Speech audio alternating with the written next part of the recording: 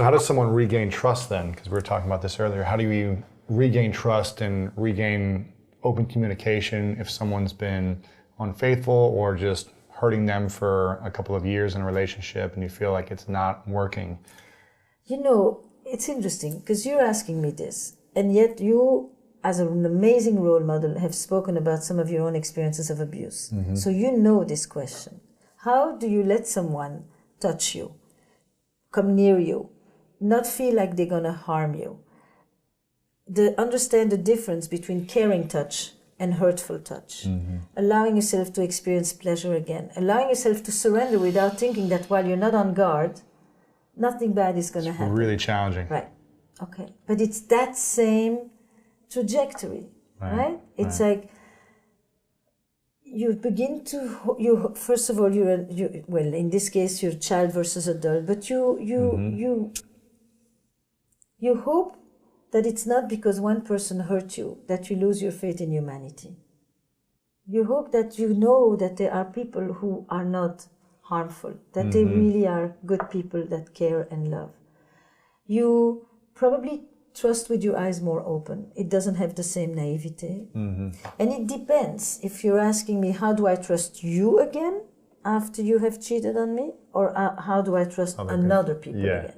I think it's two different stories. What about the person you're in a relationship with? Look, it depends as well. Because it's hard to let go of stuff in the past, right? So it depends how long is the past. Yeah. If you and I have been together for 2 years, and this just happened, it's a different story than if you and I have been together for the past 20 years. And we have a family, and we have built a life, and we have buried parents, and we have birthed children, and we have built homes, and we have created jobs, and we have a whole life together. And in the midst of this experience happened. And you, my woman, or my partner, male or female partner, went out. And then you kind of want to know, how did this happen? What happened to us? Where were we at? You know, is this related to the relationship? I think the big distinction for me is to figure out what betrayals take place because the relationship had disintegrated in some way or degraded, and which ones have nothing to do with the relationship. Yeah? People who have been sick, people who are unemployed, people who have lost their sense of confidence, or people who have made a lot of money suddenly, the other way around. Yeah. People who suddenly feel like they deserve something. Because in a way, when you allow yourself this experience, it's because you feel you deserve it. You justify it to yourself. You come up with good explanations for why you, of all people, can do this. Right. I need to understand what you were thinking about me while this was going on. Did you even think about me? Did you think what this would do to me or to our kids, if we have kids? Did you feel guilty about it? Were you tortured in any way, or did I disappear from your screen? And you were so grandiose that I didn't exist anymore. Did you want me to find out? Are you relieved that it's come out? Do you actually want to come back? And are you coming back just because it's convenient to you, or are you choosing me again? I think the most important feature in the trust is not only that you won't do it again, but that you really are choosing to be with me again. And that you're not just here because it suits you, or because I make the money, or because we have a family, or because it's comfortable. Yeah. What I really want to trust is that you love me and you want to be with me, and not that you're here while you're thinking about the person there. Yeah. And that goes hand in hand with something else. I think that's probably the most important thing about hurt and the breach of trust, is I come to you and I say to you, I'm really sorry. That we know from any trauma that it's the wrongdoer coming to acknowledge what they've done. If the perpetrator isn't able to acknowledge it, and I'm not calling these perpetrators, but we know in the experience that when you hurt someone, nothing helps you more than the person who hurt you to say to you, I have remorse and I feel guilty for hurting you. Even if they don't feel guilt about the experience of the affair itself. Maybe you think that the affair was one of the greatest things that you have experienced in a long time. Fantasies or whatever, yeah. You've been a mother and a wife for the last 7 years and you haven't had a minute to think about yourself and you felt like you had completely died inside, and for the first time you reconnect with your own sensuality and your own aliveness, and you remember that you're more than just a mother and just a wife, for example. So you may think this was really important to me, but nevertheless, what it meant to you and what it does to your partner are two different things. Right. So my acknowledging that remorse and that guilt is essential. It's the first step. First step. Yeah. And that is very different from feeling shame.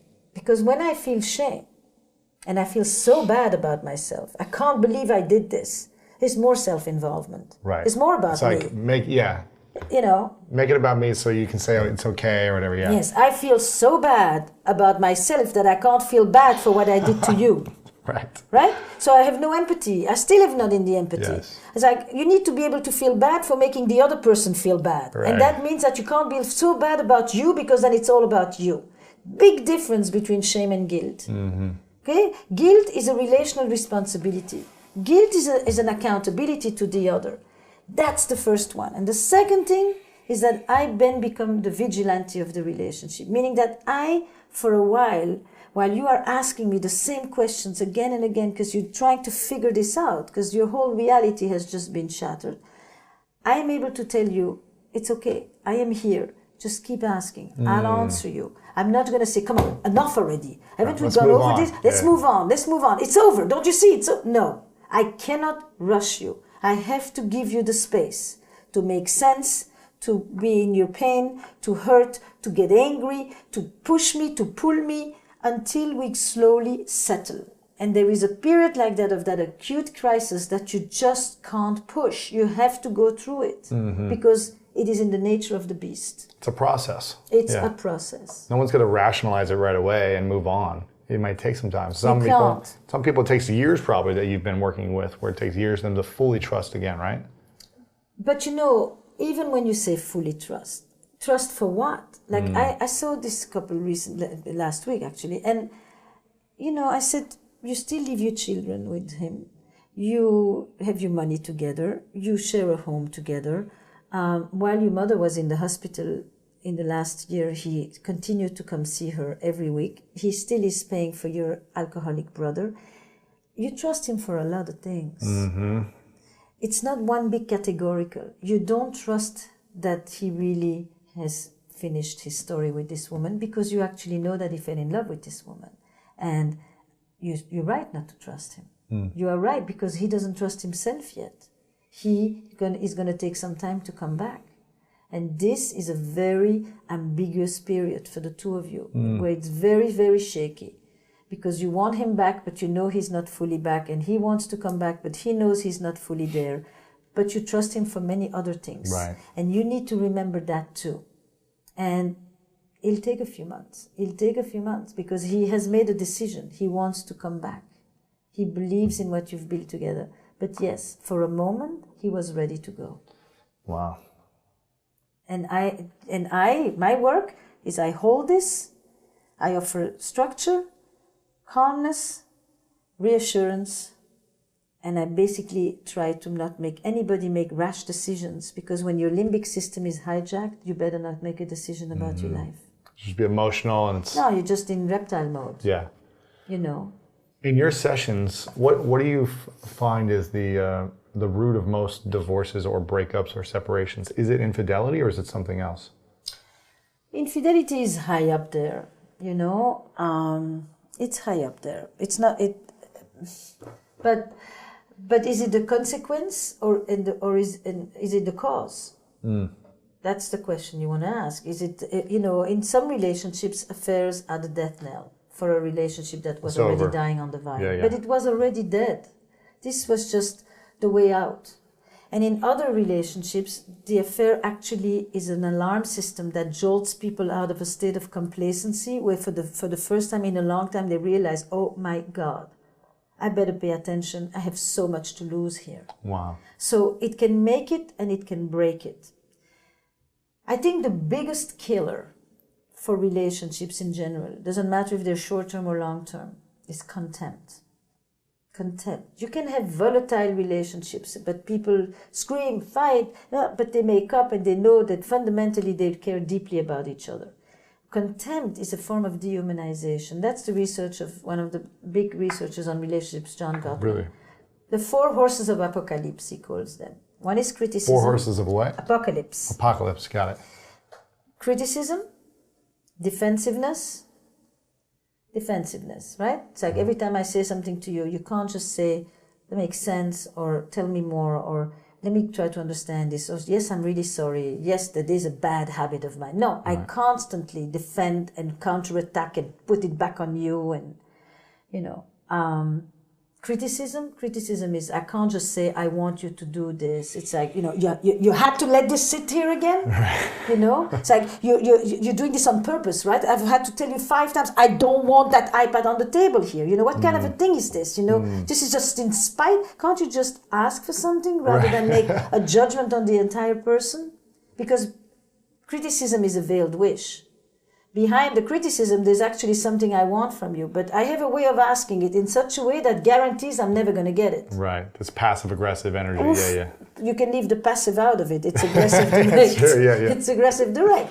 I'm like at you. I'm picking at. I'm going after you. So because it's less vulnerable than to put myself out there with a request and say, it would mean a lot to me when I ask you this, that you would do this. And sometimes I've already asked it to you like that 2 or 3 times, and I begin to get more and more upset. By the time people come to me, they've often asked very nicely for years before. I don't get to see that, because usually people come to the therapist late in the game. So defensiveness, criticism, stonewalling, silent treatment. I talk to you, you look up. You're somewhere else. I can't get a response, you withdraw, you withhold, all of that. And contempt is that gaze. It's that face that just says, really? You can, with one facial expression, literally reduce somebody to nothing. Wow. And I think that one is probably the end of the rope. Those are the 4 killers of relationships. Those are the 4 killers. But what people think they divorced for is that they couldn't communicate. But why they didn't communicate is because they were doing one of these 4 things. Or they had arguments about money, or they didn't agree around the children, or they had no sex, or they had terrible sex, or, they think there's a reason, there's a topic. But in fact, the topic is less important than the way they were dealing with the topic. Yeah.